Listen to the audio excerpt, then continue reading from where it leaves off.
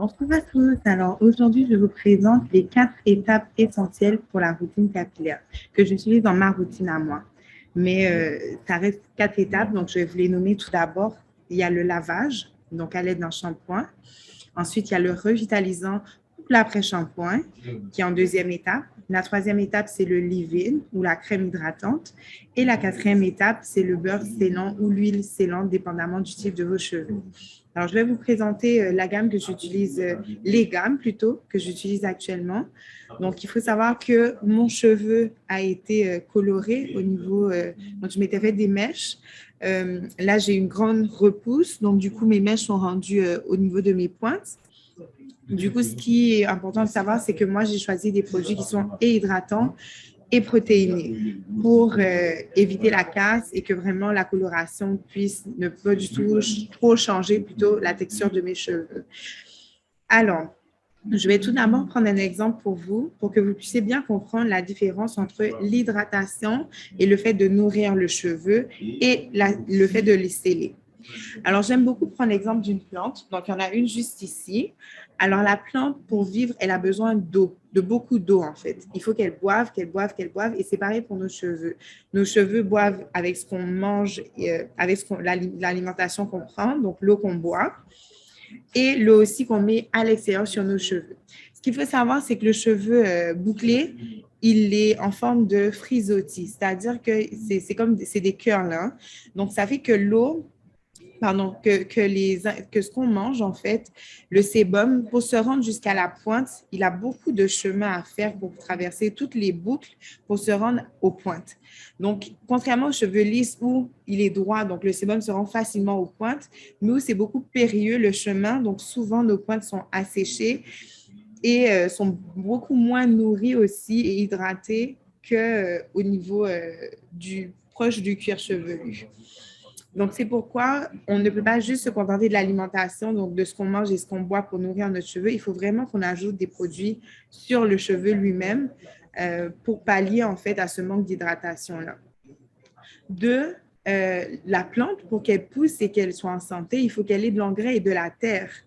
Et c'est des nutriments qu'elle va chercher. Donc, c'est la même chose pour nous avec le leave-in ou la crème hydratante. Ça vise à procurer à nos cheveux la nourriture dont elle a besoin pour pouvoir croître. Ensuite, elle a besoin de soleil. Pareil pour nos cheveux, ils ont besoin de soleil pour pouvoir continuer à pousser. Donc, du soleil, mais pas trop. Et aussi de l'oxygène. La plante, elle a besoin d'oxygène pour pouvoir pousser. Donc, il faut savoir que notre cheveu, il est vivant. Donc, c'est pourquoi le cheveu naturel, il est vivant. Donc, c'est pourquoi il est très important de lui donner tout ce dont il a besoin. Et surtout, surtout, surtout, de trouver l'équilibre. C'est la clé.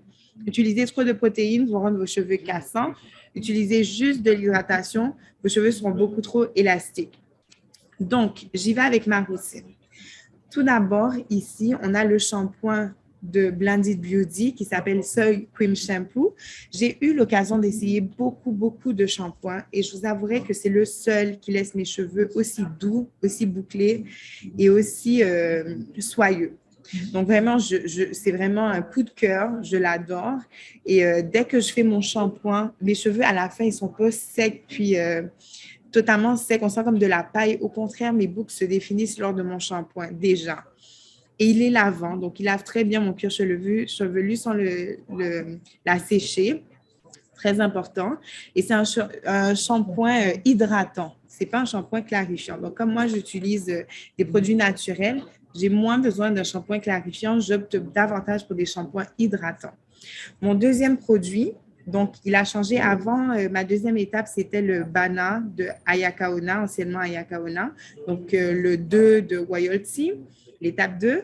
Mais depuis ma coloration, j'ai dû opter pour un revitalisant qui fait les deux, c'est-à-dire hydratant et protéiné à la fois. Il s'appelle Unconditional Love de Inuitans.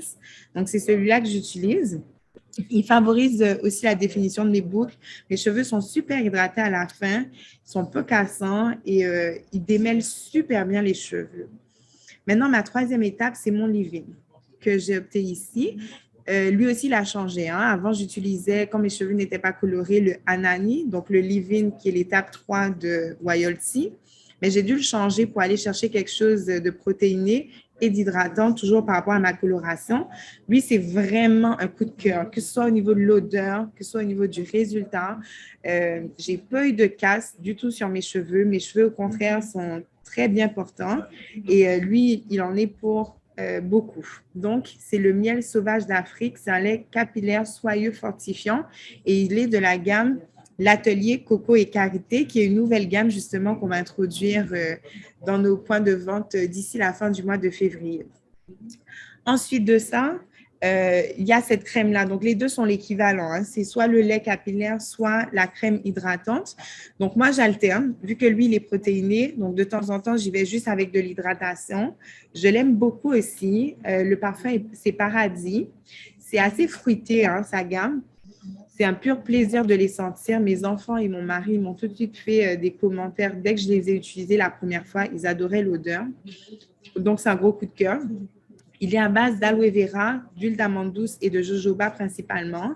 Et il hydrate à merveille mes cheveux, aussi bien que celui-ci qui m'apporte aussi de la protéine.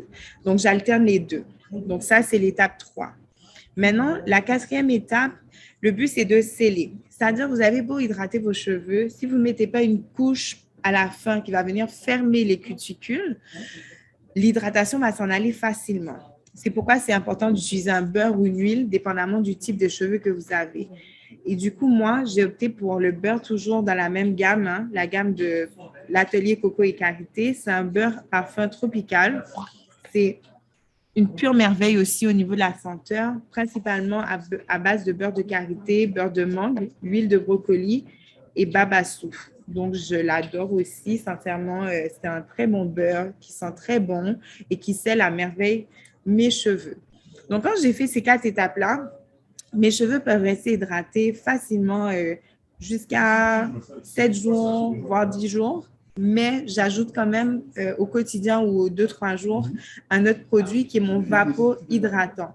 Donc, ce vaporisateur-là ou spray hydratant, ça dépend comment vous voulez l'appeler, vapo ou spray, il a comme but de réactiver l'hydratation qui est déjà dans nos cheveux.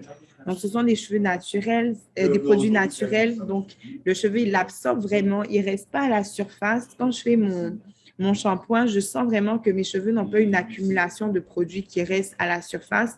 Au contraire, mon cheveu vraiment l'absorbe et le boit.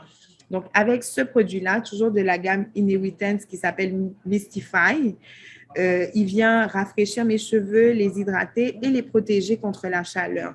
Donc, j'apprécie beaucoup ce vapo-là pour le mettre. Comme je disais, ça varie, des fois 3 fois semaine, 2 fois semaine. Ça dépend vraiment au toucher comment je sens mes cheveux.